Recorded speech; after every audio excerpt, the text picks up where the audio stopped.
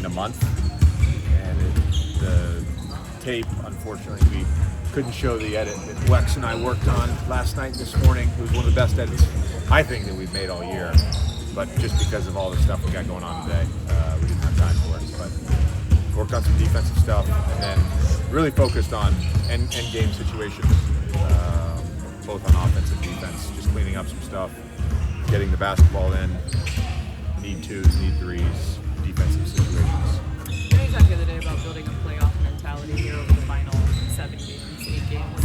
How close are you to where you want to be from that perspective? Yeah, I mean, I think there's two things. It's building the playoff mentality, but it's also building the playoff preparation, which what today was about. We haven't had many opportunities to build that prep mentality, and we'll look for every opportunity when we do get court time. We'll do some stuff tomorrow at Crypto in our walkthrough to allow us to just use 5-6 minutes just to go over some stuff. But that's really what this time of year is about, is getting ready for hopefully what is a very challenging, competitive, emotional environment, but also having the days in between be sharp mentally. You're someone used to share your thoughts on the awards in your media life. As a coach, is that something you feel like you might have an even more acute knowledge of informing your opinion and getting to who you think the MVP should come down to? I don't care to weigh in on the MVP race. I would say the coaching in this league, you have a better feel because you're a little bit behind the scenes of what's really valuable in the NBA. So I think in some ways, like, I'd be more informed if I was a voter than I was as a media member, and that was somebody who obsessively watched basketball and talked about basketball. But this is different. And you choose not to share it for what reason? I don't care. If one of my guys was in the awards running, I would probably stuff for them. If he plays one more game, yeah. Well, LeBron should be all NBA. Yeah, LeBron should be all NBA. Austin's in the mix for most of it. Is he? I think like odds-wise. I hate that award because they failed to define it, and I think the spirit of it has been taken out of whack. I don't like that award. Just call it the high draft pick that is on a max contract that now is an all-star. Just call it that award. Who's that guy? Because that's what it's become. You were making the case for Austin. Am I wrong? But he wouldn't be that guy. Don McClain won it. Bobby Simmons won it. No, I'm saying that's what it's become. Right, but we could, yeah. You could. No, I'm just speak saying to now the that's vote like 4 out of the last 5 years. That's what it's become. I don't think that's the spirit of the award. What would be the case for Austin? He's not going to win it, so it's a moot point. I've sang his praises all year. More award time. The best teammate award, the Prime Stokes, I think, right? Dorian was a finalist. Good for him. And when you guys made the trade, you spoke about him as a teammate for time together. What has he meant to your locker room? Who votes on that one? That's the one that Sportsmanship award? No. Sorry. Thank you, Allie. Who votes on the teammate award? That's what I want to know. He was not on the team. Who votes on the teammate award? Yeah, sorry. Who votes on the teammate award? Players, I think. The players? So how would I? That's interesting. So if let's say there's 5 finalists for the award, and you go ask a guy who's been in the league 2 years and he's never been those guys' teammates, that vote counts? It's a weird process. Sportsmanship award for I don't Dorian. know. Sorry, I apologize. Sportsmanship. Bad teammate. Great sportsman. Horrible teammates.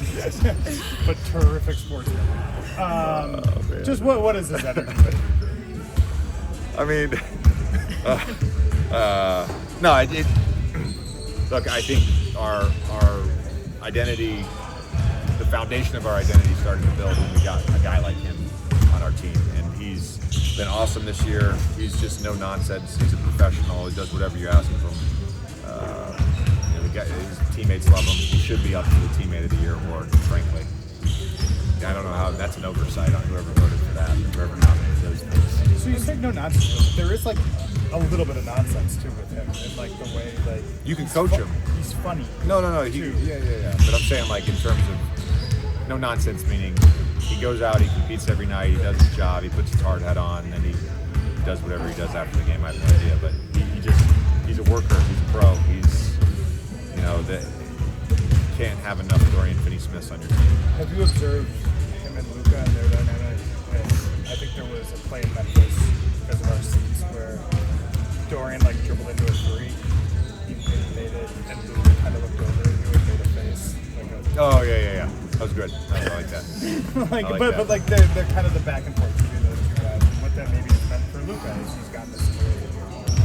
I think having a friend, former teammate, I got to witness it in those 2.5 months I was in Dallas. Those guys were close. They shot after every practice together.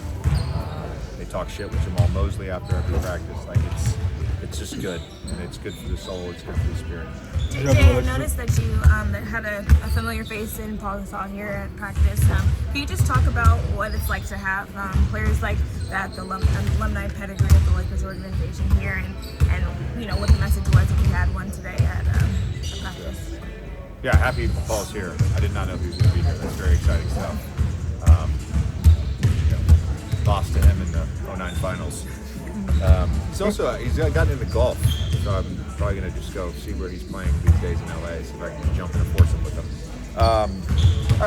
Look, I think when you take this job,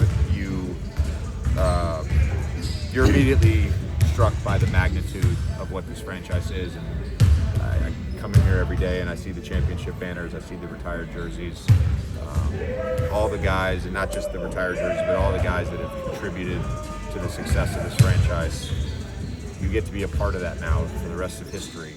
It's a huge honor, and Pau is. Did he ever win a Teammate of the Year award or Sportsmanship award? He should have. He was great. He was great. There you go. Okay. That's another award. You guys didn't ask me about that one. Well, we just retired. But now Pau's he's one of my favorite. He's one of my just as a professional and as a basketball player. Everything he does is the right way to do things.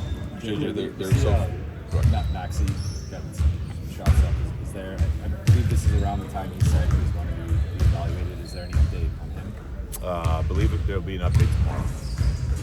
There are so few of the kind of primary dominant ball handlers like LeBron and Luka that can also be so good in the post. I just wonder how often do you think about that directly saying, hey, we want this play to result in you being there? Is it about what the defense is doing? Is it pregame? Is it feel? How much do you kind of weigh on in matchups as to when they go down there? As a No, it's not really. It's not necessarily a feel. There are times in game. Whether it's out of horns or the pistol sets, where we just want those guys to touch the ball and be the decision makers, and we can do that out of the post, we can do that out of horns, or we can do that as the receiver in pistol action. Generally speaking, the posts that we're trying to create and the nail catches we're trying to create are by getting the duck onto them. There are times we feel confident with the matchup and we can just get them the ball. There's times where we just need to get them the ball. So all those factors play. Thanks. Do you know who's won the most Teammates of the Year awards?